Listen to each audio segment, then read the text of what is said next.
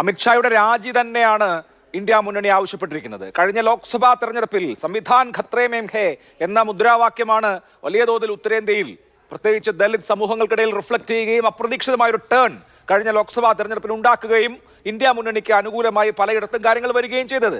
ഇന്ത്യയെ സംബന്ധിച്ച് ഇന്ത്യയിലെ മർദ്ദിത ജനകോടികളുടെ ആശയും അഭിലാഷവും ആവിഷ്കാരവും ഒക്കെയാണ് അംബേദ്കർ എന്നിരിക്കെ ഇത് ഒരു വലിയ വൈകാരിക വിഷയമാണ്. അക്കാര്യത്തിൽ തർക്കമില്ല.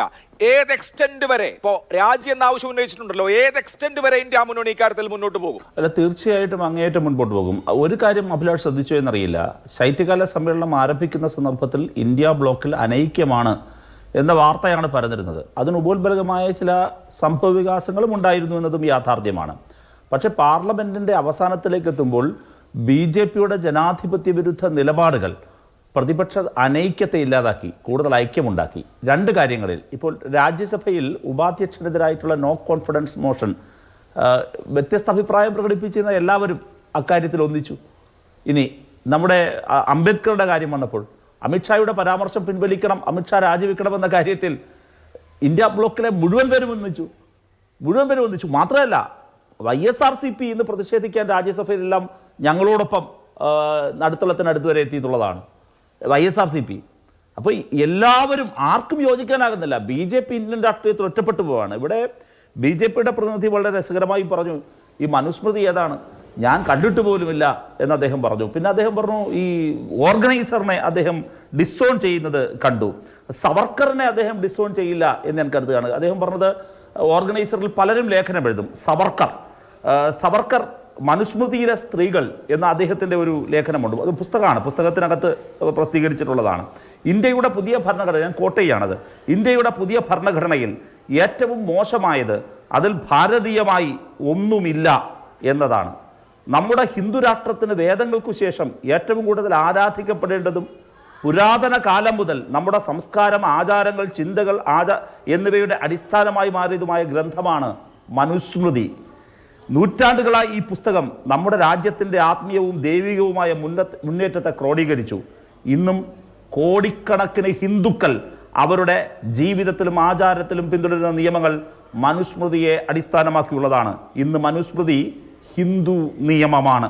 VD സവർക്കർ മനുസ്മൃതിയിലെ സ്ത്രീകൾ എന്ന പുസ്തകം, പുസ്തകം സവർക്കറിൻ്റെ സമ്പൂർണ്ണ രചനകളുടെ സമാഹാരമാണ്. വാല്യം 4.4, Prabhat book, Delhi, page number 416. ഇത് ഒരു പുസ്തകത്തിൽ പ്രസിദ്ധീകരിച്ചതാണ്, ഓർഗനൈസറല്ല. ഓർഗനൈസറിൻ്റെ തൊട്ട് താഴ്ത്തതുകൊണ്ട് ഞാൻ ഓർഗനൈസറിനെ അദ്ദേഹത്തിന് ഇഷ്ടമല്ല എന്ന് കരുതി ഞാനങ്ങ് ഒഴിവാക്കുന്നു. ഇനിയും എത്രയോ സന്ദർഭങ്ങൾ ഇങ്ങനെ പറയാനുണ്ട്. ഇവിടെ പ്രശ്നം എന്താണ്?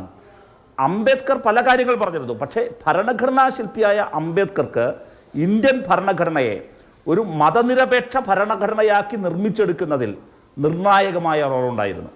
അടിച്ചമർത്തപ്പെട്ടവരും പാർശ്വവൽക്കരിക്കപ്പെട്ടവരുമായ ജനവിഭാഗങ്ങളെ സമൂഹത്തിൻ്റെ മുഖ്യധാരയിലേക്ക് കൊണ്ടുവരുന്നതിന് അംബേദ്കർക്ക് പ്രധാനപ്പെട്ട റോൾ ഇന്ത്യൻ ഭരണഘടനാ നിർമ്മാണ സഭയിൽ ഉണ്ടായിരുന്നു.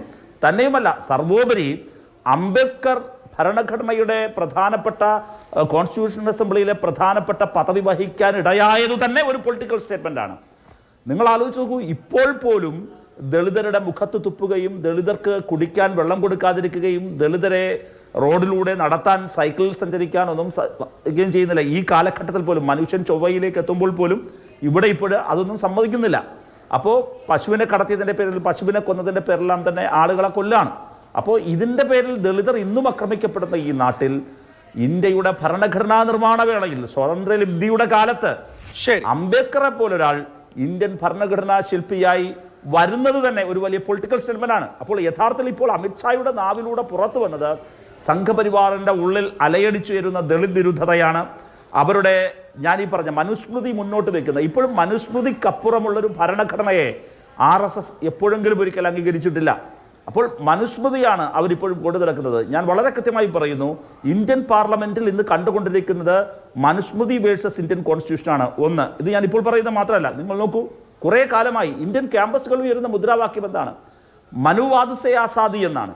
മനുവാദത്തിനെതിരായ സമരം ഇന്ത്യയിൽ ശക്തിപ്പെടുന്നു. പൗരത്വ ഭേദഗതി നിയമത്തിന്റെ സന്ദർഭത്തിൽ, നിയമനിർമ്മാണത്തിന്റെ സമയത്ത് ഈ മുദ്രാവാക്യം മുഴങ്ങി. ഇന്ത്യയുടെ കലാലയങ്ങളിൽ, തെരുവുകളിൽ ഉയരുന്ന മുദ്രാവാക്യതാണ്. നേരത്തെ അങ്ങ് പറഞ്ഞ തിരഞ്ഞെടുപ്പ് രാഷ്ട്രീയത്തിൽ പ്രതിഫലിച്ചതും തീർച്ചയായും അത് ഇവിടെ അടിച്ചമർത്തപ്പെട്ടവരും അല്ലെങ്കിൽ ദുരിതമനുഭവിക്കുന്നവരുമായ മനുഷ്യരുടെ ഒന്നിക്കണം എന്ന ഒരു സന്ദേശം ഇന്ത്യൻ മനസ്സുകളിലുണ്ട്. ഇവിടെ ഏറ്റവും ചുരുങ്ങിയത് എന്തിനാണ് ഇന്ത്യയുടെ പ്രധാനമന്ത്രി വന്ന് മറുപടി പറയേണ്ടടുത്ത് അമിത്ഷായെ പറഞ്ഞു വിട്ടത്? അമിത്ഷാ ഇവിടെ ഇതിനിടയിൽ ഒരു രാഷ്ട്രീയ വായന അഭിലാഷ് കാണാതെ പോകുന്നുണ്ട് കേട്ടോ. യഥാർത്ഥത്തിൽ അത് വളരെ ഗൗരവമായ രാഷ്ട്രീയ വായനയാണ്. പ്രധാനമന്ത്രി മറുപടി പറയേണ്ട ഇന്ത്യൻ പാർലമെന്റിന്റെ ഉപരിസഭയിൽ അമിത്ഷായെ പറഞ്ഞയക്കുന്നു. ഈ ചർച്ചയിൽ എപ്പോഴെങ്കിലും ഒരിക്കൽ വന്നിരുന്നത് കേൾക്കാൻ ഒരു ഘട്ടത്തിൽ പോലും ഇന്ത്യയുടെ പ്രധാനമന്ത്രി രാജ്യസഭയിലേക്ക് കൂടി വന്നതില്ല. ഈ ശൈത്യകാല സമ്മേളനത്തിൽ ഉടനീളം ഇന്ത്യൻ പ്രധാനമന്ത്രിയുടെ പാർലമെന്റിലെ സാന്നിധ്യം എത്രയാണ്?